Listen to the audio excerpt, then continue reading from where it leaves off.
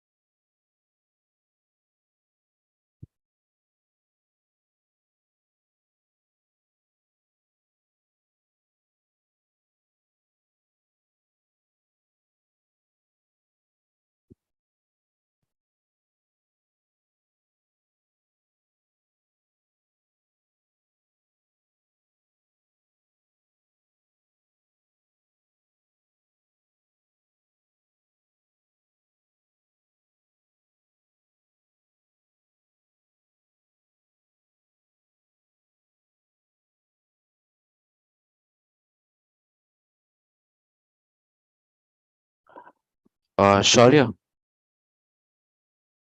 हाँ जी। हाँ, जैसे जैसे पैनलिस्ट आते जाए तू एडमिट कर लेना, ठीक है। राइट। कर दूँ। Okay.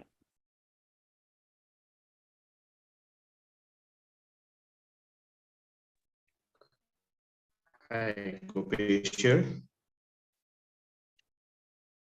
Hello mister Gopesh Shaurya, secretary international relations wing.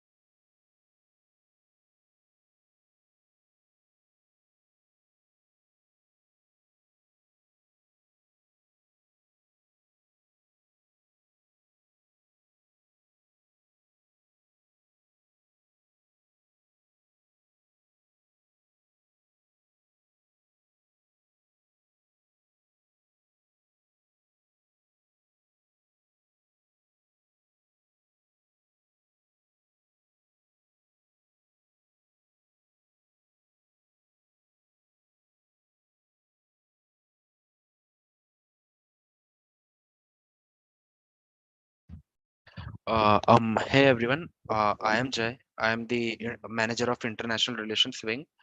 So we will start at around 5. Uh, we'll start taking in people from 5 p.m. and Shaurya will be hosting this event.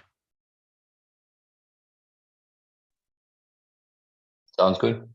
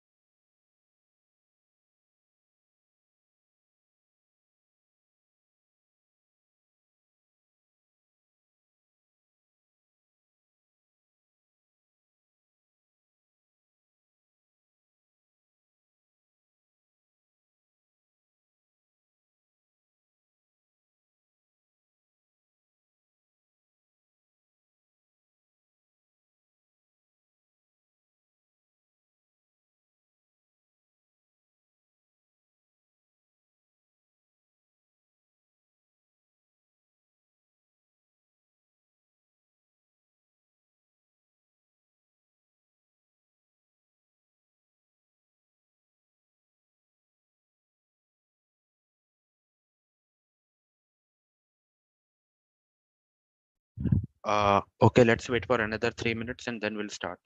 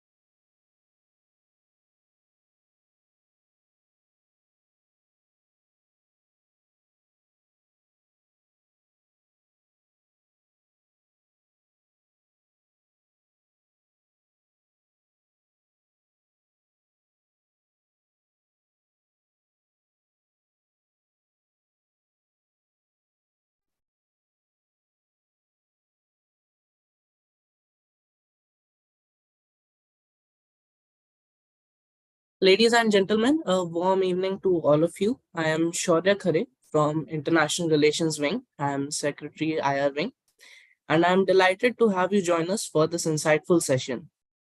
Thank you for being here today.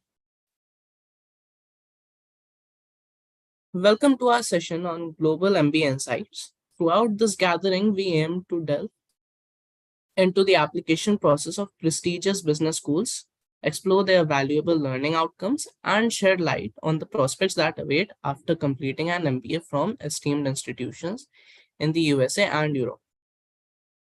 Towards the end of the session, we'll gladly address any questions you may have, which can be submitted through the chat.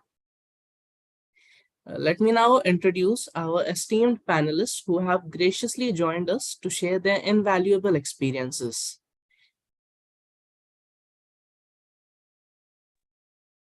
Hitanshu Sethi, Arush Sinhal, Gopesh Mittal, and Akhil Yadav.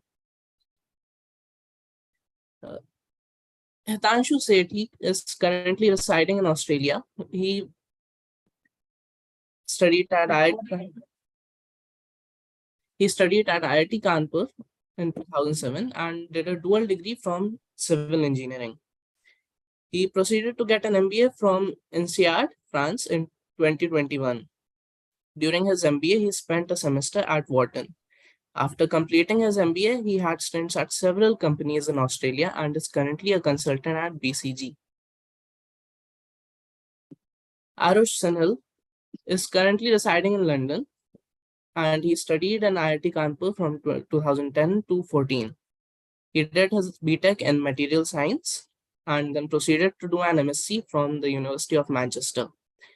After working at BAE British Aerospace Systems for 5 years, he proceeded to London Business School in 2022 to pursue his MBA. He is currently interning at Bain and Company for the summer and will complete his term at London Business School by 2024. Unfortunately, Arush Sinhal was not able to join us due to some emergency. Akhil Yadav is currently residing in Dubai. Akhil studied at IIT Kanpur from 2010 to 15 and did a dual degree in civil engineering. He proceeded to get an MBA from INSEAD, France in 2022. He has worked at Ernst & Young, Middle East and PwC India as a consultant prior to his MBA. After completing his MBA, he is now a senior consultant at Roland Berger, advising clients mostly in the Middle East region. Mr. Gopesh Mittal is currently working in Bangalore. He did his BTech in Electrical Engineering from IIT Kanpur 2004 to 8. He worked in India for 3 years before pursuing an MBA at Harvard University. While there, he founded Tigly, a kids' toys startup. He now has been working at Flipkart for nearly 8 years and is currently a group product manager at Flipkart. While at IIT Kanpur, he was one of 2 students in India to have won the Goldman Sachs Global Leaders Award.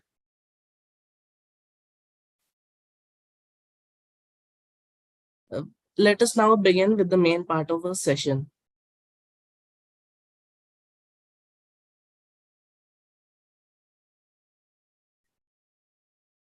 My first question is initially addressed to Akhil. Mr. Akhil, how was your experience at IIT Kanpur? And did it influence your decision to pursue a managerial career or an MBA? Thanks, Shaurya. Can you hear me? Yes, you are audible. Great. Hi, everyone. Okay, so my experience at IIT Kanpur. I mean, I was Y10, so I was there from 2010 to 15 with a dual degree. I mean, in terms of my experience, of course, it was quite good. Still missing my IIT days, but in terms of decision to pursue managed to pursue an MBA. Honestly, at that time when I was still in Kanpur, I did not think about doing an MBA because I was already doing a master's over there. So getting an MBA immediately was not the option, and I was not in favor of getting an MBA from India because I mean, since I went to IIT Kanpur, which is one of the best schools in India, so I did not want to do the MBA from India. So even if I wanted to, I was looking somewhere outside. But at that time, I there was nothing of that sort in my mind. I was just looking to get a job after graduation, and the MBA plans kind of started formulating when I started working. I would like to address the same question to Mr. Gopesh. Hello, everyone. Feels great to be connecting back with students from IIT Kanpur. So, as mentioned in the introduction, I was a student in the Department of Electrical Engineering.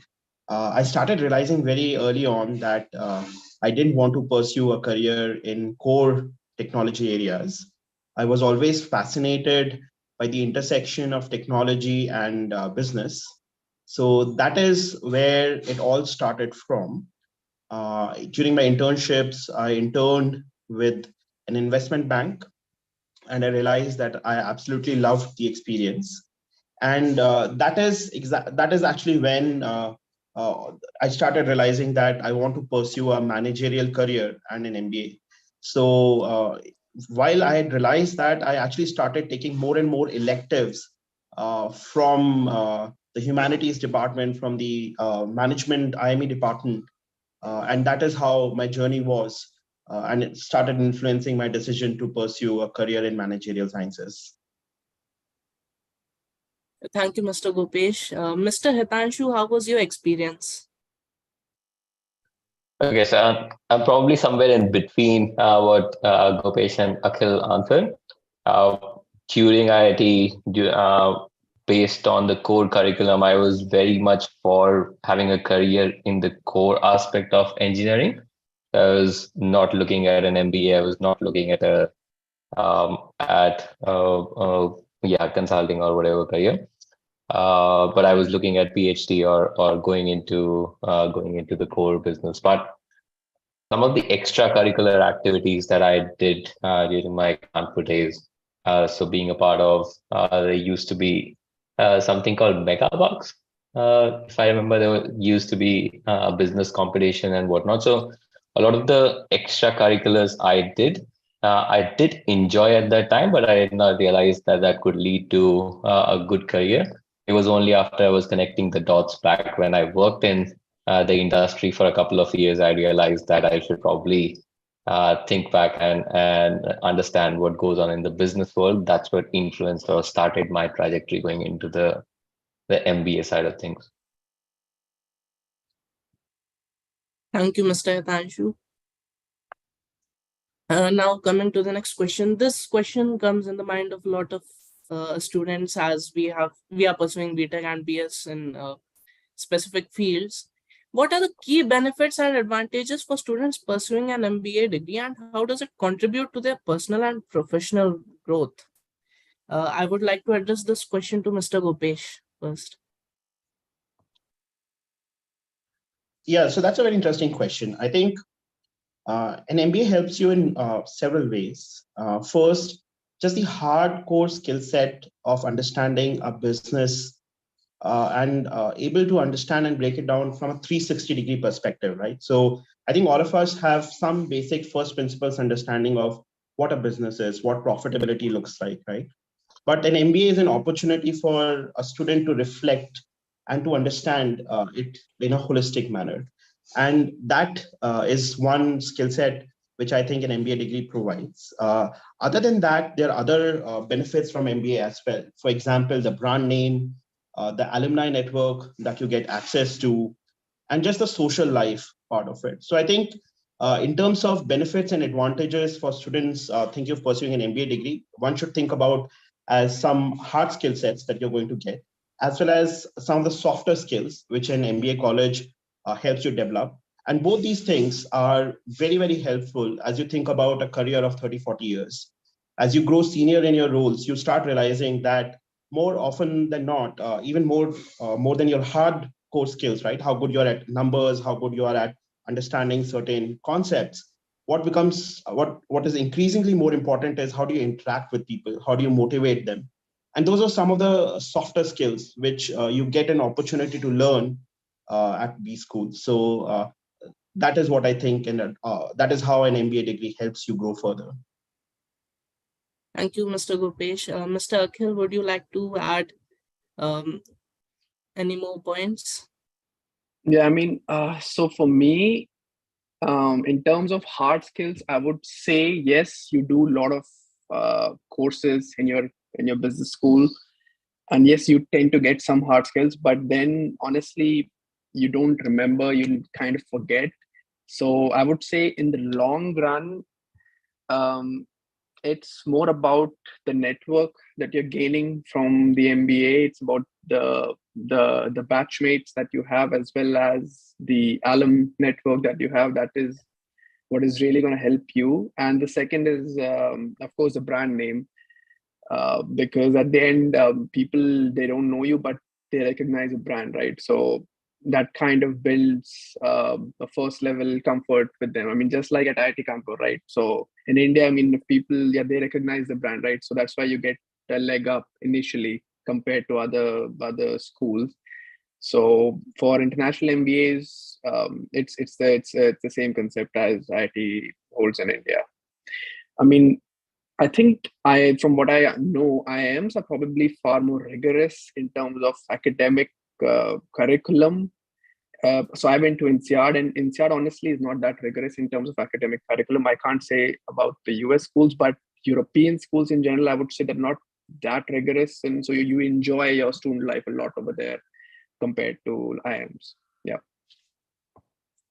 Mr. Hitanshu, would you like to add any points to this question?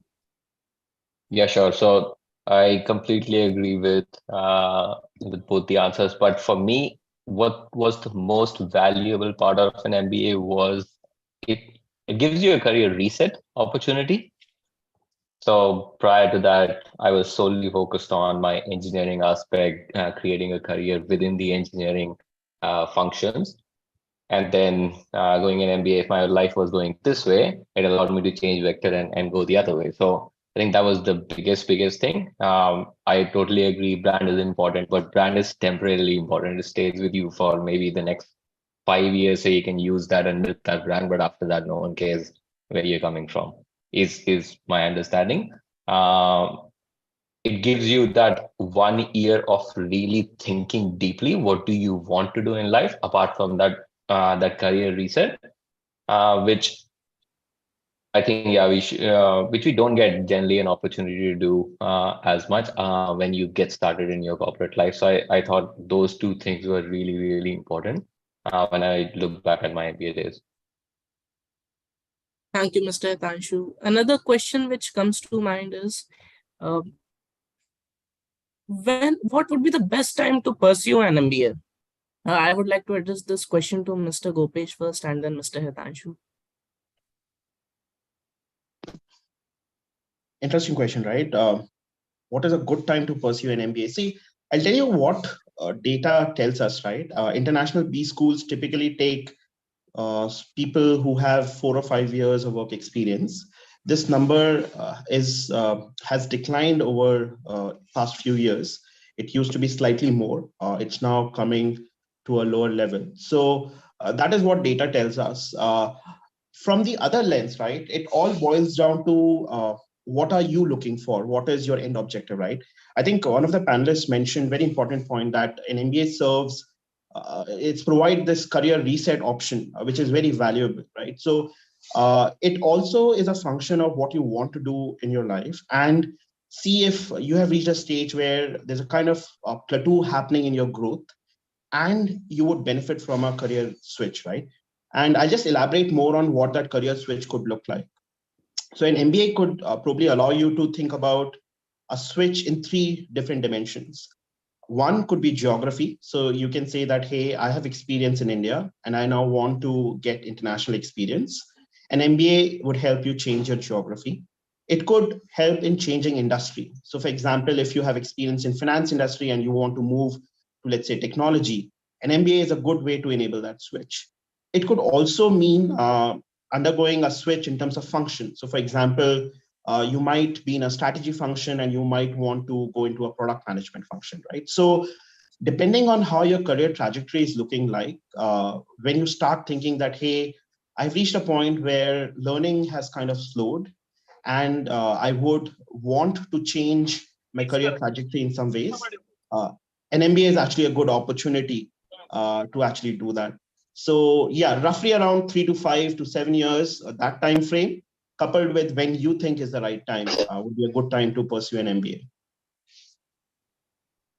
Thank you, Mr. Gopesh. Mr. Hitanshu, would you like to add any relevant points? I think the biggest takeaway for me here is that anytime between 22 and 32 is a good time for an MBA, depending on when you want to use it. It's an opportunity for you. You don't have to hurry straight out of IIT Kanpur and get into an IIM or get into a B school internationally. It's an opportunity available over the next 10 years. You can use it anytime you want, kind of. And it really comes down to if you're ready right now, if you're ready to run another sprint and get into an IIM and do that 2 years of MBA, it makes sense right now. if you're very sure that engineering is not for you, if you have a good role out of Kanpur and you can afford to take that role, run with it for 2 years, I personally feel MBA benefits you a lot more if you come in with at least some kind of experience, so that you can do class participations very well. You can learn from what is being taught. You can absorb it a lot more, what is being taught. And it gives you a reset opportunity 2 3 years down the line in your career, when you really want to break in your life from a corporate world once again. Thank you, Mr. Hitanshu. Coming on to the next question, could you tell us about your experience of applying to foreign universities for your MBA? Additionally, what advice would you give to your students aiming to pursue an MBA? I would like to address this question to Mr. Akhil first. Yeah, so yeah, in terms of my experience, I mean, honestly, I've had a roller coaster ride over there because I've had a string of rejections also before I finally got accepted to INSEAD. I don't know about other panelists, maybe they had it easier. So the first time I applied for MBA, the MBA was when I was still working in India. I think probably it was maybe I had 2 or 3 years of work ex, and I applied to a couple of US business schools. And yeah, I got dinged from all of them, got waitlisted by, I think, by two of them, and yeah, basically got dinged. And that made me kind of reevaluate things, that I need to bolster my application. And that is when I got an opportunity to work in Bahrain. And then from Bahrain, yeah, I mean, I felt my application was a lot stronger, and I applied to INSEAD and I got in over there. So I mean, honestly, I would say my advice in terms of for foreign applications is that you have to really differentiate your application, especially if you're applying from the Indian pool, because it's the most competitive pool that you're applying from. If it's much easier if you're a European national applying, because the competition is a lot less. But as an Indian, the competition is a lot more. So you have to really differentiate your application. Now, differentiation can be in many ways. One can be geography. Like if you have work experience outside India, that helps. That's a big boost to your application. In terms of work experience, I would say, even if I think there's a good trend that I've seen, some of my batchmates from IIT Kanpur have gone into the social sector. Before then, like they started with their normal the tech or data science jobs that you get out of IIT Kanpur, but they switched to social sector, and then that kind of boosted their chances of getting into very good US business schools. So yeah, I mean, honestly, the key underlying point is that you have to really differentiate your application if you're an Indian who's applying over there.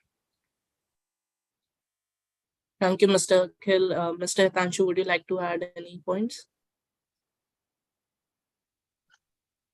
I don't have much to add on this. Sorry, I mainly applied to one university I wanted to get into, so don't have much to add. But yeah, need to differentiate yourself and make sure that you understand what the school is looking for. Every school has a different criteria.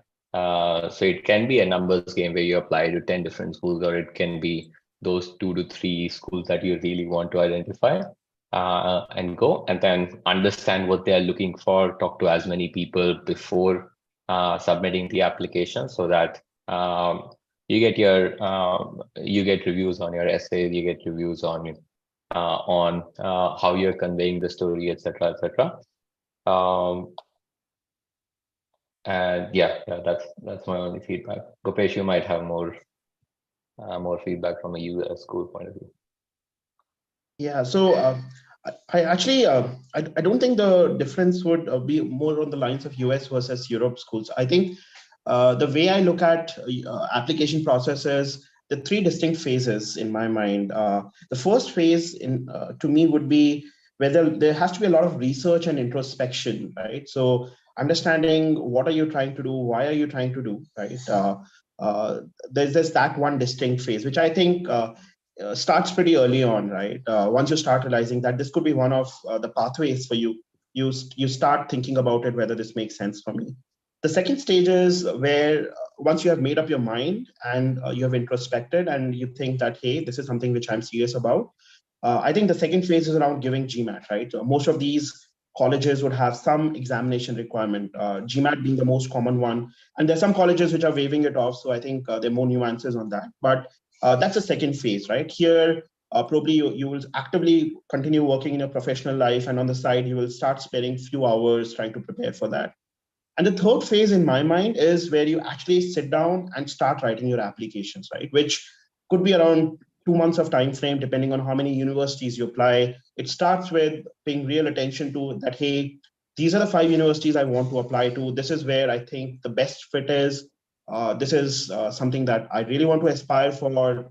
Like there are many things, right? Like you want to have a safety school. So you keep thinking about that. And then you actually draft your applications, get it reviewed by people, get your recommenders, go through the interviews, etc. Right. So I think those are some of the phases which you have to keep in mind. I believe that they would largely be the same for US and Europe colleges as well. But yeah, that's how I think people should think about their B school application process. And the richer introspection you will do, I think the better your applications would come out to be. And that is how you can strengthen your applications when you think about MBAs. Yeah. Thank you, Mr. Hidanshu and Mr. Gopesh. Another question I would like to add is what should students look for while deciding on B schools, and what did you emphasize on while deciding your business school? I would like to address the question to Mr. Gopesh first. Actually, this is an interesting question because I think there are different schools where the core value proposition which they offer to you could be very, very different, right? So, for example, you might want to think about that, is it a 2-year program or is it a 1-year program? You could think about, hey, I want to build a career in Singapore, and hence this is the right geography for me to pursue my B school in. Or there could be a geography angle to it. There could, of course, be a university ranking angle, right? Like, hey, let me try to pursue the university which is the most prestigious these days, right? So you could have a ranking-oriented mindset. It could also be just a fit with the ethos of the college, right? So, for example, there's a certain ethos that Stanford communicates. There's a certain ethos that MIT communicates, right? So I think there's a combination of all those factors, and you need to introspect as to what really matters to you, and then decide what college you want to apply to. That coupled with a little bit of portfolio management, saying that, hey, while I aspire to go to this college, I do also want to have certain safety schools, would help you think about creating that short list of 5 colleges or 6 colleges, which probably you can apply to in a single year. Yeah. So I think that is how one should think about it. Thank you, Mr. Gopesh. Mr. Hitanshu, how did you decide which B schools you wish to apply to? Fair. So just before I go there, Gopesh, great framework. I'll just add one point there. There could be an angle around what function do you want or what career do you want to pursue after the MBA. Certain schools, for example, Stanford would be known for entrepreneurship and being closer to Palo Alto. Then INSEAD, Kellogg, they're known for management consulting, etc. So that's just one more nuance to add to it. In terms of how I decided, I think there's 2 or 3 things. I really wanted to spend from a very, very long time. I really wanted to spend some time in France. I was glad when I found out there is an MBA school in France. Secondly, INSEAD is known for consulting, and at that point when I was looking at an MBA, I was pretty sure that I wanted to exit from an MBA school into a consulting role. So that was the second one. And thirdly, I think what really stood out when I looked at all the schools was the diversity. I love traveling, love experiencing new cultures. INSEAD is known to be that world kind of classroom where 90 different nationalities will come and sit together. So the conversations are a lot about how do you perceive this experience versus how do I experience this new law that is passed here. Those are the 3 things that was really, really important to me. It, of course, made sense in the sense that INSEAD ranks very high in the ranking as well. So it just pushes my logical argument, my logical thinking, my logical brain in that regard. But having said that, those were the three big major factors that influenced my decision. Thank you, Mr. Himanshu. Mr. Akhil, what were your what did you emphasize most while selecting a B school? Yeah, I think both the panelists have covered almost all the important points. I mean, I'll just re-emphasize that geography is very important. Like, if you want to work in the US, then probably it's best that you go study in a US school rather than coming to a European school and then thinking you'll go to the US. It is possible, but the chances are generally low. Or if you want to, let's say, uh, live in Europe or Asia, then probably best to stick to a European school. So geography, of course, plays a very important role. Of course, function is another important thing. Which sector you think you want to work in, that should also play a very important role. Like, for example, INSEAD, I think INSEAD is one of the strongest schools for consulting for sure. All consulting firms recruit from here.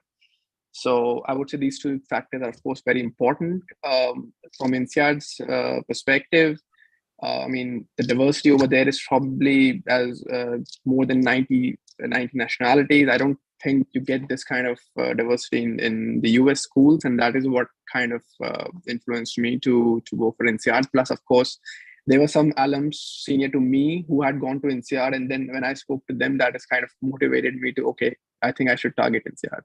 So yeah, always like reach out to alums. You'll have IIT Kanpur alums almost from all business schools. Speak to them. You'll get an idea, and that should help you formulate your own views. If you're not able to formulate it yourself. Thank you, Mr. Akhil. Coming to the next question. How did you finance your studies and what scholarship opportunities are available at your university? Additionally, is financing through student loans a recommended option? I would like to address this question first to Mr. Gopesh. So, MBAs are typically not known for the scholarship opportunities that exist. So one surprising fact for me was actually there are quite a few scholarships that are available. And in many cases, the universities themselves differentiate between a sticker price for the tuition fee versus the kind of tuition waive off they can offer. So that is one factor to consider when thinking about the total cost of pursuing your MBA. That is one. Second, in general, for most of the reputed institutions, it is quite easy to get student loans. And most of these loans come with very liberal time period. So the story I have there is that I heard that President Obama was paying his student loans for a long time and actually like completely finished his student loans just before he became president, right? So the reason I'm trying to emphasize is that it's quite common for people to take long-term loans and pay it off gradually. What this means is that before I went to an MBA, I used to think about this being a big hurdle. But after completing my MBA, I realized that it's actually not a super tough hurdle to cross. On the compensation difference that you will see between India and pursuing an MBA abroad and your post-MBA careers, that plus the loan options, plus the tuition waive off, most of the times makes it less of a barrier than one would imagine typically. So in my case, if I talk about my own individual case, I got a 70% waive off on my tuition fee. That helped me a lot. On the top of it, I took a student loan, and the terms were very generous. It didn't require any cosigner, and there was no cosigner. There was nothing which was kept as collateral. And post MBA, I joined McKinsey. I worked as management consultant in US for 2 years post MBA, and I had a bond with McKinsey wherein they told me that if I work for them for 2 years post MBA, they will completely pay off my student loans. So that is how it worked for me. And increasingly, I'm realizing that many Indian students actually choose to pursue and finance. The educational loan burden is actually not that bad as it might seem to be on the other side. Thank you, Mr. Gopesh. Mr. Hitanshu, how are the financing opportunities at INSEAD?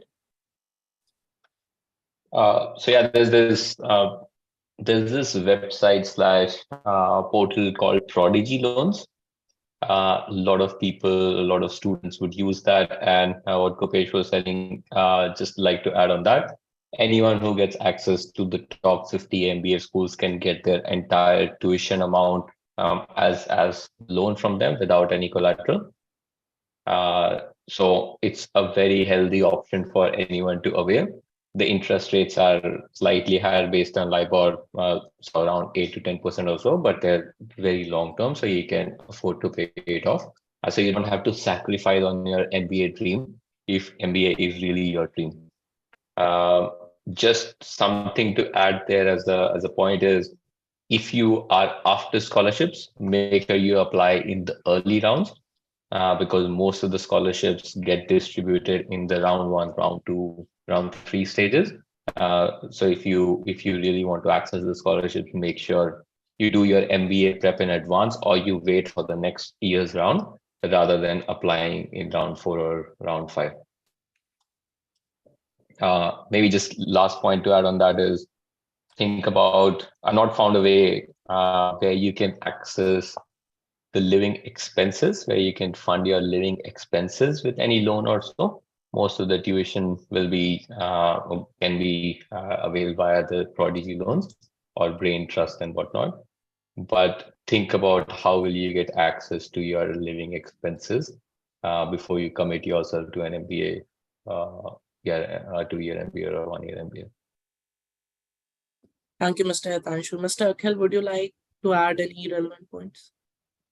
Yeah, I mean, as Hitanshu just mentioned, Prodigy, I think it's an INSEAD startup started by INSEAD students, alums. So yeah, I mean, most of the INSEADers, if they're taking a loan, they end up taking it from Prodigy. I think probably same in the US. I'm not so sure.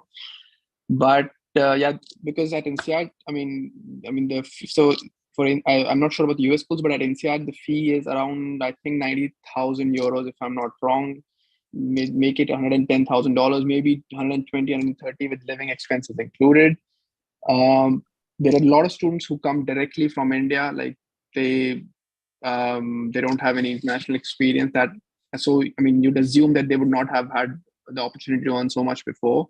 So Prodigy does help. So even if you don't have, let's say, capital available with you already, you can obviously get a loan. A lot of people got a lot of big loans, and post MBA salaries, if you take like in Middle East region, then yes, it's very easy for you to pay off your loan.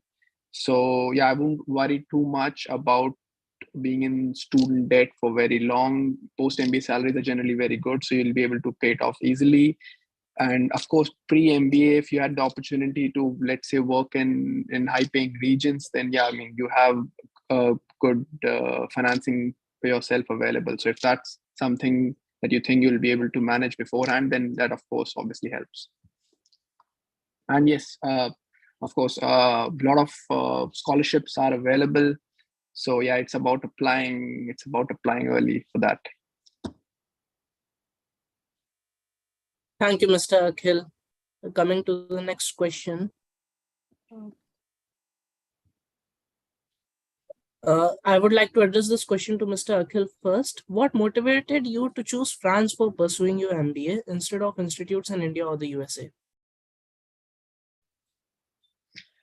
So I think I gave part of this answer already. So because I went to IIT Kanpur, so it was set in my mind that I don't want to go to IIM for an MBA. I never sat for CAT because I don't know, it was in my head that I don't want to get into that rat race again. Just like for JEE, then you get into that same rat race for CAT. So I did not want that for myself, and I wanted something different. I wanted to have an international career, and that's why I was looking for business schools outside India. US, why France? I would not say so. If you're going to INSEAD, I would say generally you're not going to INSEAD to, let's say, get a job in France. Yeah, INSEAD is generally you go to INSEAD if you want to target Asia, the whole of Asia as a region. I mean, of course, France, it will generally be tough for you to get a job in France because of language issues. So yeah, I mean, between US and And Asia or France, I would say it depends on what do you want. Do you want to live in the US? Then yes, please go for a US business school. If you want to live in Europe, Middle East, Asia, so then yes, I would say INSEAD is a better bet for you. So yeah, it depends on what where do you want to see yourself. Yeah. Thank you, Mr. Akhil. Mr. Hitanshu, you had already mentioned a few points. Would you like to add any other point in favor of France? No, nothing else. It was a totally personal decision for me, based on I wanted to live in France for a year or so. No big insight behind it. We're moving on to the next question. This question is addressed to Mr. Hitanshu. During your time at INSEAD, you did a semester at Wharton. Could you highlight the differences between the programs and the experience at INSEAD and Wharton? Yeah, sure. So maybe two big differences come to mind. One is when you are discussing any topic at INSEAD, it's more of a high-level discussion, but a very diverse discussion in terms of what 89 or 90 nationalities have experienced that topic in their different countries. When I was sitting at the classroom in Wharton, it was very US specific on what does it mean and how are the different states and how are the different experiences within US on that particular topic. So what that meant was in classes at INSEAD, it was a more high-level discussion, but a more diverse discussion. At my class in Wharton, it used to be very pointed on US, but it would go into a lot of detail on 3 or 4 levels of detail on that particular topic. So takeaway here is, depending on what you're after, if you want a career in US, like Akhil mentioned, it's better to go for a US MBA because you can take extrapolate these discussions over 2 years. You understand about the US as a country. You understand each and every experience in US from your classmates, so that when you go and work in US post your MBA, you can bring a lot of experience and get a head start in your career. So that was the first one. Secondly, because Wharton has access to the, I would say not direct access, but still access to the New York market, a lot of influential alumni will be there. You would see a lot of influential alumni come to the classroom and be there and talk to you. You gain a lot of diverse perspective from their experience. In CR, because it's in Fontainebleau, it's one flight to Paris and then 40-minute, 50-minute drive from Paris. You would get the alumni, but you would get them on Zoom predominantly. So yeah, I think first was access to the different profiles that you would see in a US class versus what the depth of discussion that you would see based on US experiences in US MBAs. Thank you, Mr. Hitanshu. Coming on to the next question. The next question is addressed to Mr. Gopesh. How significant are prestigious awards like the Goldman Sachs Global Leaders Award you had received in securing an MBA admission at top universities like Harvard? What qualities do admission panels seek in candidates? Yeah. So let me answer the latter question first. I think they're trying to make a bet on who has good potential, looking for certain signals around somebody's potential to go on and achieve good things in life. So in terms of what they're looking for in candidates, right? In the short term, they're looking for some of these evidence of having done something meaningful, having created impact, and they try to weave together the incoming class in such a way so that it is quite diverse, right? So as Hitanshu had mentioned, as Akhil also covered, right? So they try to create a diverse class. So that is something they're looking for in short term. In the medium term, they're looking for कि 2 साल के बाद इस बंदे की job लग जाएगी नहीं लग जाएगी. So they want to make sure that the people they get into their class go on to build good careers, right? And in the long term, they're looking for trying to create alumni who could bring good reputation to the school, and hopefully they could also support school in their mission statements, right? So I think those are some of the things that they're looking for, and with that lens, they try to take bets on the people they try to onboard as in their class, right? So now with that as the background, right, some of these awards are a very good signal for them to understand that, hey, this person has done this and has been recognized at multiple levels. And hence, it improves the probability of taking a good decision by onboarding that person and making him part of the class. Having said that, past historical achievements is neither sufficient or non-necessary condition for future success, right? So you always see examples of people who probably don't continue on the trajectory, or people who might not have such awards still go on to great colleges and do great things with their lives, right? So I think these things help, but these are not definitive. And this does not mean that unless you have some of these awards, you will not be able to get into a great school, right? So ultimately, the way to identify great potential, there are many ways to do that. Awards is just one of those. And there's certain schools who give more weightage than others, right? So I personally feel, for example, HBS gives a lot of weightage to some of these conventional measures of success. Whereas it's my personal belief, I believe that Stanford takes more of a bet approach and goes beyond some of the conventional measures of success, right? So it also varies from school to school, and that is something that I would say about these awards. Thank you, Mr. Gopesh. Mr. Akhil, would you like to add any relevant points? What qualities do panels look for in candidates? Qualities that panelists look for. I mean, I think this point has generally been covered, but I mean, at the end, since you're an Indian applicant, they want. So the thing is that at INSEAD, for example, Indians or any nationality is restricted to 10% of that class. So Indians, I think, were the maximum. I think we were at 10 or 11% in my class. And you have the maximum applicants coming from India. So yeah, at the end, you are basically competing with other your own fellow countrymen to get into the college.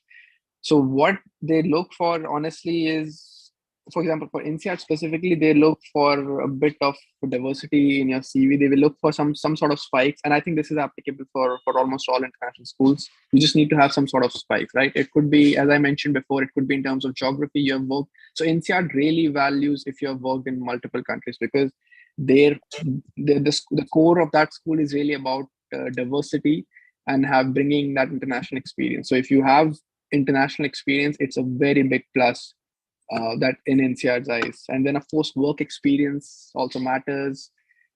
If you're passionate about a sector, if you have made some changes, if you have really contributed to something. So I would say these things matter. I mean, honestly, it's like the spikes, right? You're in. They say, like, it's like just like you're in IT Kanpur, right? Companies come, they're looking for spikes. Non-core companies are looking for spikes in your CV, right? I would say you can kind of translate that same for MBA applications. So you just need to build some spikes over there. Thank you, Mr. Akhil. Coming on to the next question. This question is for you, Mr. Akhil. Considering your background in technical research during your BTech, I believe you had done a research intern at Hokkaido University. How did you develop an interest in management and consulting? I mean, so okay.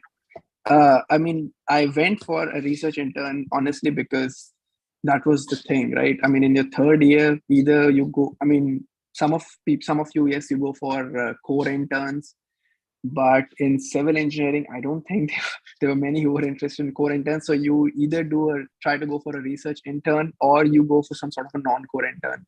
At that time, I did not want a non-core intern. I really wanted to do an core intern, like a research intern. So yes, so but honestly, I think there are a lot of people who do the research intern in their BTech.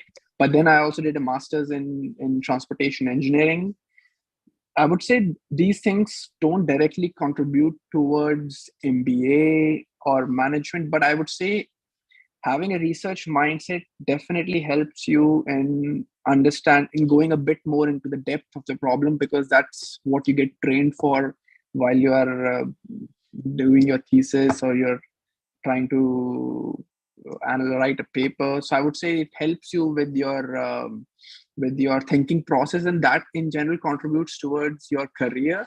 But directly, without getting translated for anything towards your MBA, no, I would not say it directly in any way helps for your management career. For me, I mean, there were so many people, because I did my master's also, so dual degree. So yeah, there were so many of us who went for a PhD, but I just did not see myself going for a PhD. Research track was just not for me. So yeah, I gradually pivoted towards management and an MBA later. Maybe let me add a couple of points on this. So I was very focused on core. I converted from a BTech to a dual degree. I wanted to go for a PhD, and then I eventually decided that I wanted to pivot towards management and consulting and whatnot. And this might help a few people on the call. What I so I gave myself a few chances. I did a core engineering intern during my third year, fourth year or so. And then I tried to do this MTech thing. What I realized when I was working across these core jobs and academic research is there is you have to really like uh, and uh, and you really need to get to the depth of if this is the right thing for you whenever you can make that call. When I went and did my first job at Rio Tinto, it was a core engineering job. What I realized was that engineering is super good career. It is a good life to live, but it is not as fast paced as as dynamic as I want my life to be. It's a perfectly amazing career if you want that career in your life, but it might not be for everyone. And that's when I tried to pivot my life from an engineering to slowly a finance to slowly getting into consulting side. And a lot of us I know that the people coming out from IIT Kanpur, a lot of people will go through the same journey. But the reason why I want to say it out loud here is make sure you understand what you want in life and give yourself enough time to test out a couple of things before you commit. As in, it's not something that you need to commit right now. It is something you have over the next 5 years or so, where you can think and ponder what you want in life. And if engineering is for you, if core is for you, very well. It's a great career to have. But if it's not for you, then you can always pivot slowly and steadily into a consulting side. And your core skill sets will transfer, the quantitative, the communication that you learn in those fields, etc. All of this is everyone is eventually sitting on a desk and analyzing reports and making decisions. Like no matter what you do in life, everyone is doing exactly that. It really depends on how fast do you want to make those decisions. Thank you, Mr. Hitanshu and Mr. Akhil.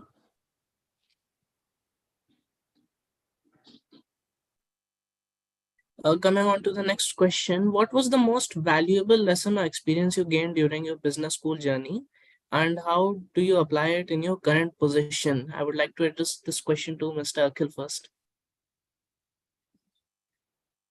This, I would say, is a very loaded question. I'm not sure if I have the right answer for this, but I would say um, in business schools, you realize, you tend to see when you talk to people, because in engineering, I would say everyone has kind of gone through some sort of a similar track before. So you're all like in a more homogeneous environment. But in a business school, the environment is a lot different, because you have people coming in from all walks of life. Especially in a school like INSEAD, people are coming in from everywhere around the world and from all sorts of functions, arts, business, engineering, everything. So I think over there you tend to get a perspective on how different people view things differently. The same problem can be viewed differently by someone from a different background. So I think the important takeaway is that you tend to pull yourself back and try to put in someone else's shoe on how that person would view the same problem. And I think this is something that can be applied in your future career while you grow. Yeah, I'm not sure Thank if this is the best answer, but yeah, this is what I can think of right now. It's a very loaded question for me. Thank you, Mr. Akhil. Mr. Gopesh, what was your valuable lesson or experience? It's hard to pick one. I think there's several things that you learn in business school. As I mentioned, some hard skills, some soft skills, right? So uh, I think one of the things which have stayed with me for the longest period of time is just understanding of human motivations. So there are some courses in business schools which talks about psychology, uh, what leads, what are the intrinsics, how do people get motivated, how do you translate intentions into certain actions, right? So I think that understanding, or the first principles approach to understanding and empathizing with someone, and then working together towards a certain common objective. I think that was the most rich thing that I got from my business school. I think, I need to apply it day in and day out in my current position. So as a product manager at Flipkart, you are responsible for a thing, and you work with teams where you don't have direct authority over them. So the only way you can work with them is establishing a common objective, understanding their motivations, and then figuring out a path to achieve some common goals, right? So that was the most valuable lesson that I got out of my B school education. Thank you, Mr. Gopesh. Mr. Hitanshu, would you like to add your experience? I think I would like to re-emphasize what Akhil said, the diversity of experience there. Like it really, so the difference between IIT Kanpur and INSEAD for me was IIT Kanpur is more of a one type of crowd. Like everyone thinks very logically, everyone attacks the problem very, as in a very similar manner. But when you go to an MBA school, people coming in from so different backgrounds, you really start to understand how one problem can be thought of. And this does not have to be a business problem. This is about any aspect of life, how one problem can be thought about in 100 different ways. I think that was super useful to learn. Second and third point, I do want to emphasize that INSEAD is known as the party school. So learn how most of these future leaders in the world how they party. It is a good perspective to gain. It just brings a lot of lightheadedness to life.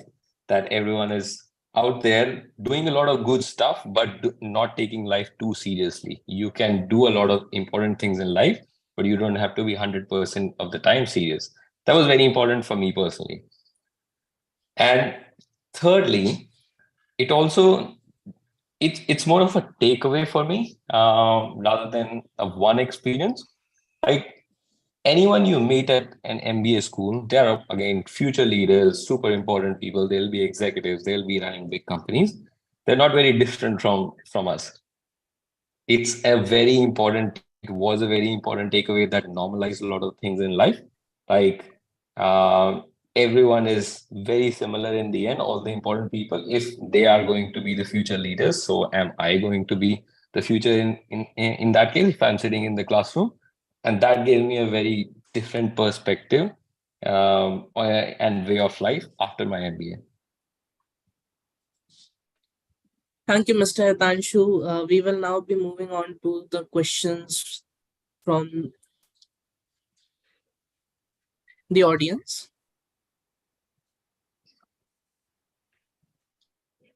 The first question is from Prasad. Is it recommended to pursue 1 year MBA or executive MBA, or should one do a 1 year MBA?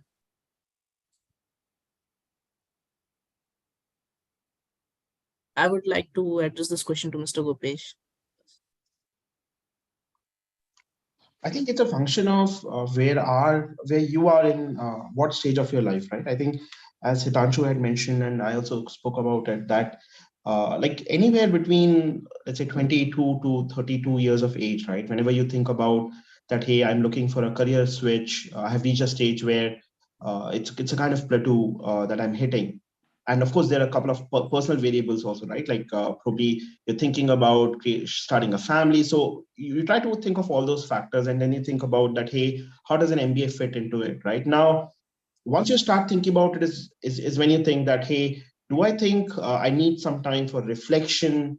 And if that is the case, probably a 2 year MBA would suit you more, wherein you take some time in your first year, reflect, understand where you want to be, and then and use your second year to actually chart a roadmap towards it.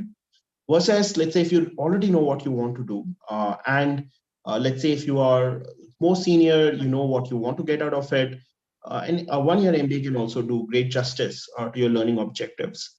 A 2 year program, of course, translates into a bit of opportunity cost because you would be out of the work market for 2 years versus 1 year, where the cost would be half of that. So those are some of the factors to keep in mind. I don't think there is one answer which fits everyone. The right answer, whether it should be an executive MBA for you, whether it should be 1 year MBA or 2 years, it's totally individual. It has to be taken by an individual. Thank you, Mr. Gopesh. Mr. Hitanshu and Mr. Akhil, would you like to add something as you contrasting opinion as you are from NCR?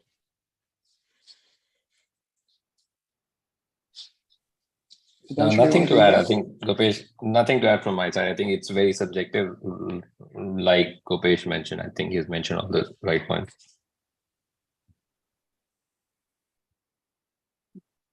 Okay, moving on to the next question.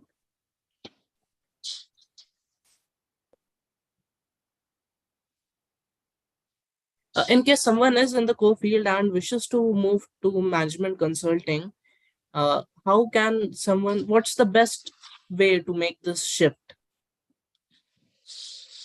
This question has been asked from Hey, panel. by Hello. Nishant. Hello, am I audible?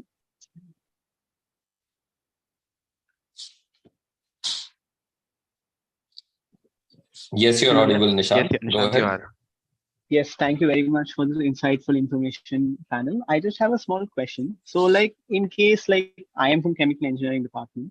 So in case I go ahead to, join the core chemical industries and the supply chain industries, eventually I would like to shift towards, pivot towards the management consulting line somewhere down. So what could possibly be a good or an apt process where I could possibly make this shift?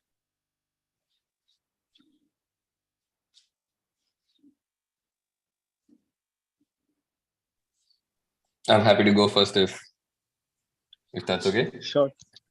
So you don't need an MBA to get into consulting, and correct me if I'm wrong, the other panel members. There are a lot of lateral hires that get into consulting without any MBA background. But of course, it is a lot easier if you do an MBA because your networking pathway, your recruitment timelines, they are all taken care for you, except for the fact that you will now need to compete with 500 people who are in the class who are vying for the same position. But having said that, an MBA is not a requirement to get into consulting. You can do your networking, you can get your interviews as well as you can get into consulting. A lot of companies prefer that right out of, from your normal jobs as well. Right. So thank you. Also, just an add-on question, but however, you're interested for the MBA aspect, but you're still down the core line. So how do you possibly pivot towards an MBA? Because an MBA would also ask, right, like what prompts you to leave your core chemical industry and then proceed ahead towards an MBA degree? Sorry, so your question is, why will the MBA schools take you to the class? Exactly. So I think it's a very known fact across all the MBA schools that this is a reset opportunity for all the career trajectory.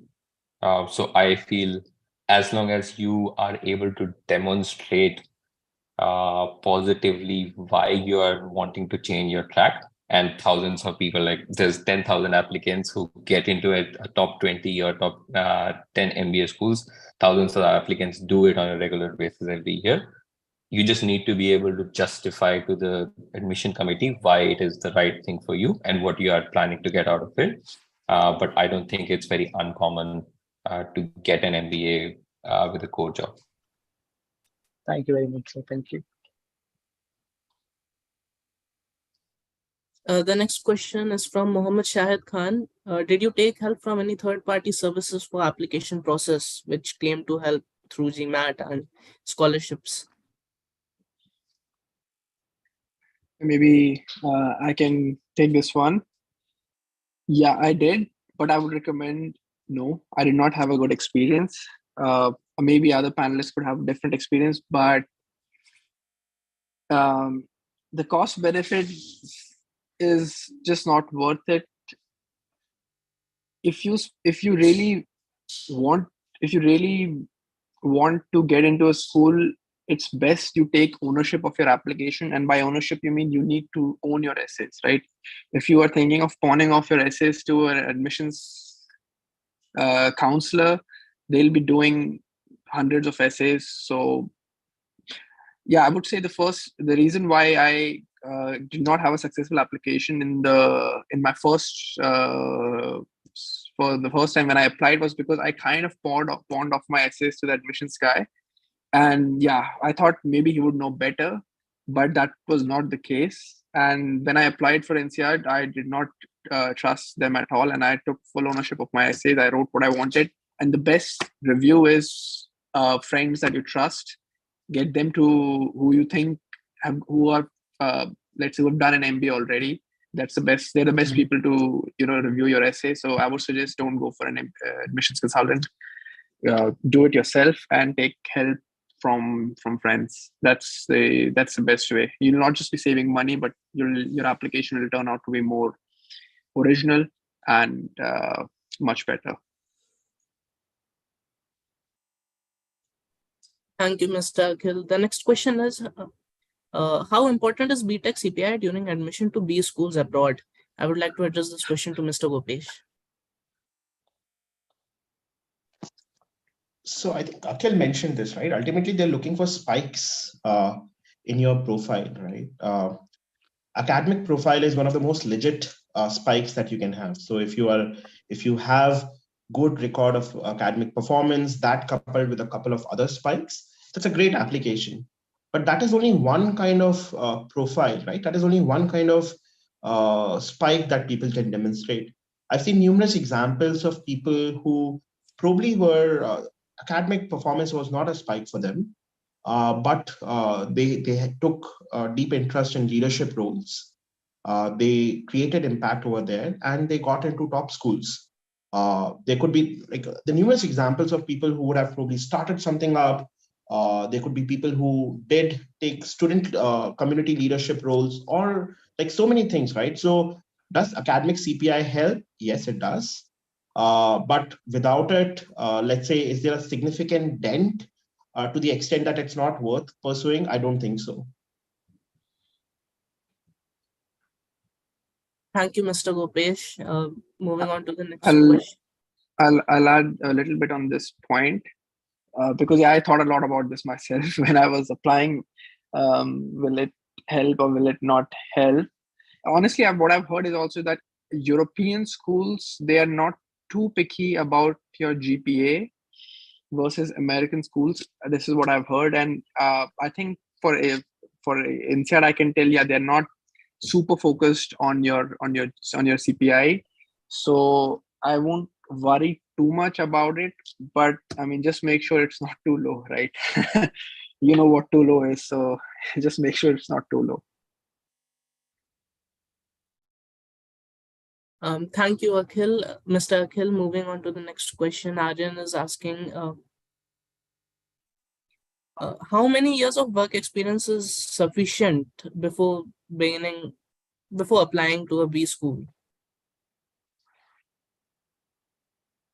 I would like to address this question to Mr. Akhil. Oh, I mean, in terms of work-ex, honestly, I think for European schools, generally, you need slightly more work-ex than American schools. I think European schools require, in general, 4 to 6. I would say 4 or 5. I would say ideal. 4 to 6 is what they require. American schools, from what I understand, I could be wrong. Gopesh would be the best person for that. I think they require 3 to 4. I think, yeah, that's what my understanding is. I mean, of course, you can go with zero work-ex also over there. Yeah, I'll just add to what Akhil said, right? So US schools, as I mentioned before, the trend has been on the decline. So it used to be around 5 years some time back. It is gradually coming down. The belief there is that the earlier we get a person in our class, the more shift in career trajectory those schools would be able to bring. So yes, it's more around 3, 4 years now.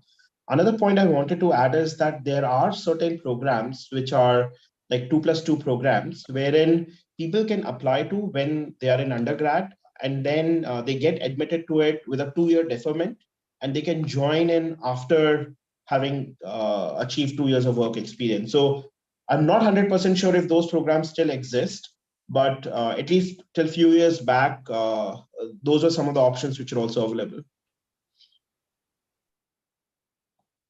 And I think NCR has also started a recent program called MIM, which is just similar to MBA, but for recent undergrad. So anyone who's graduating, they can join with 0 years of experience. Having said that, I would re-emphasize what I initially said. MBA makes a lot of sense if you come in with a few years of experience, because you can absorb a lot more. You can contribute to the class a lot more compared to just right out of Kanpur. Thank you very much, Mr. Hitanshu, Mr. Akhil, and Mr. Gopesh. Moving on to the last question of today's session. Satvik Jan asks if he has a career in finance, like in a corporation like Morgan Stanley, versus a software development role at Cisco, and wishes to pursue an MBA after working. Which one should he pursue, and how much will the specific parts of banking and SD roles affect his application at a B school? I would like to address this question to Mr. Gopesh first. I want to make sure that I got the question correctly, right? So it's a career choice between Morgan Stanley and a tech career choice at Cisco, and trying to compare which one leads to a higher probability of getting a good B school. Is that the question? Yes. So so this information is insufficient to actually conclude anything, because I've seen like folks who come from an engineering background at Cisco also they can get into grade B school. Similarly, people from Morgan Stanley can get into grade B school, right? What matters more is what kind of impact you created when you were doing that job. And increasingly, like in my class, there were people who had worked on Android and who were chosen into the MBA class, right? So increasingly, tech is the thing of our time. So engineering role at Cisco does not mean that you cannot go to a B school, right? Having said that, right, like with this limited information that has been shared, I do think that there's slight advantage of someone being at Morgan Stanley, just because the kind of work they'll be doing would be closer to something that business schools would be able to appreciate and understand more, right? So it's if the hardcore engineering work at Cisco, the differentiation, some of the like really cool work that you would do as an engineer versus, let's say, not so cool work. I think that maybe business school admission committee might not be able to differentiate that much.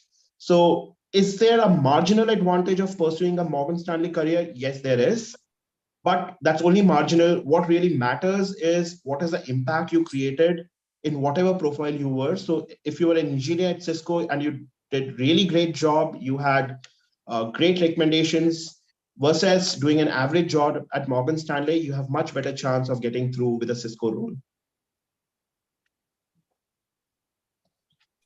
Thank you, Mr. Gopesh. We will now be concluding our session. Do you have anything to add before we conclude?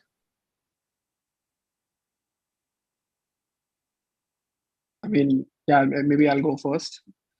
I mean, looking back at my IIT days, I would just just say that if I know some of you might be in your third year or fourth year or fifth year, and yeah, it looks like your first job out of Kanpur matters the most.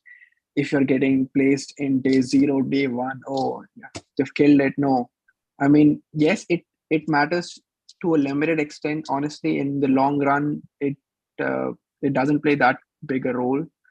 If you do well immediately in your recruitment at IIT Kanpur, it's good. If you don't, then also that's fine, because there will be a lot more opportunities in life, and you never know where life will take you.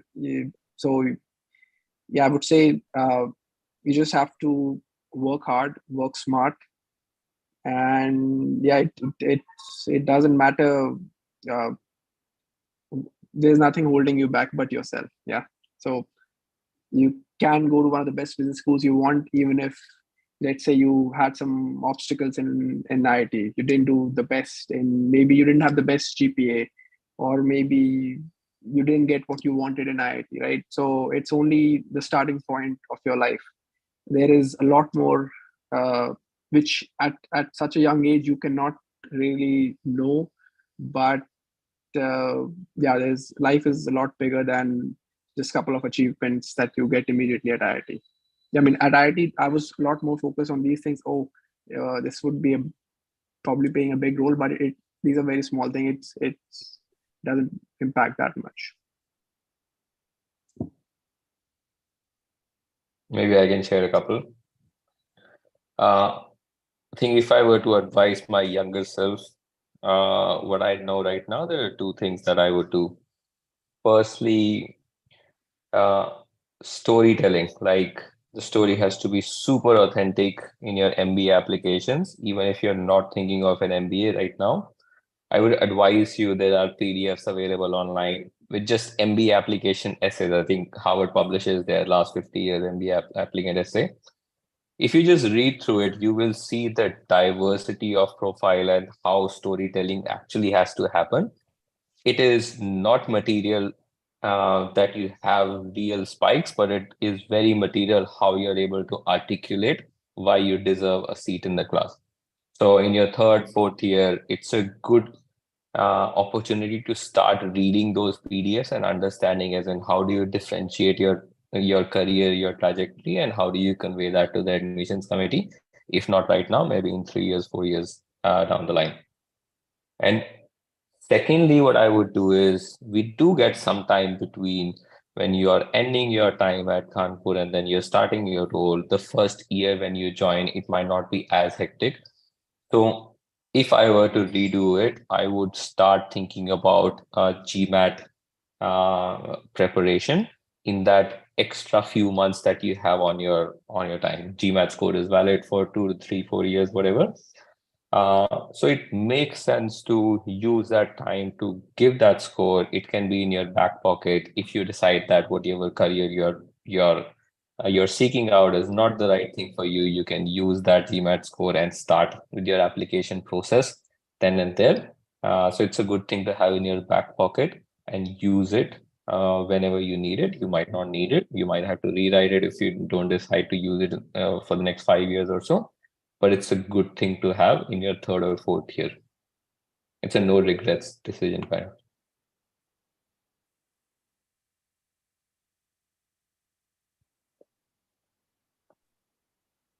Mr. Gopesh, would you like to add anything before we conclude the session? I think Akhil and Hitanshu both had very valid points. Hitanshu's point on giving GMAT ahead, I think that's a great point. While you are in your college, you are in that examination mindset. I've seen that helps. I also wanted to build up on Akhil's point, right? I think life is a lot bigger than just an MBA. And an MBA is a great way to build a successful career. It helps you a lot, but it is just one of the way. People find many different pathways. It's a very zigzag way of careers develop in a very zigzag manner. And as people have said many times, that it's only in the hindsight when you see those dots get connected. So don't take undue pressure on yourselves that hey, ye karna hi hai, and this is the biggest thing in my life. Does not really matter.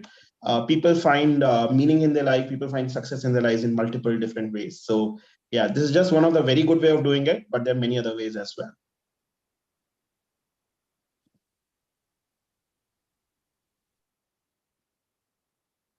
Okay, I'm concluding the session now. On behalf of the IR Wing, we extend our heartfelt gratitude to all our esteemed panelists for generously sharing their valuable time and engaging in such insightful discussions.